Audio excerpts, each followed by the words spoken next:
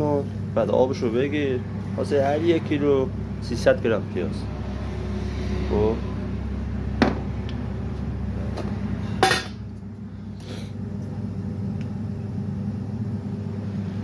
هر 1 کیلو یه 6 گرم هم فلفل سیاه بزن. خب هم فلفلش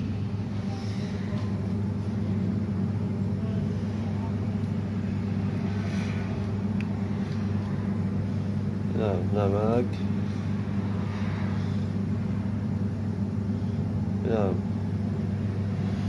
زور شیرین هم اگه میخوای کباب قشنگ پف کنه، خوش رنگ در بیاد، باید زور شیرین بزنی. واسه مثلا هر 5 کیلو 3 گاشون حدودا 6 گرم، واسه هر 1 کیلو 6 گرم بزن.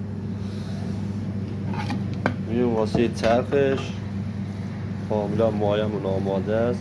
گوشتا هم که میبینی، ببین دیروز چرخ کردیم، گذاشتیم زیر صفر تا بیات بشه. اگه بیات نشه کوبیده درست حسابی در نمیاد.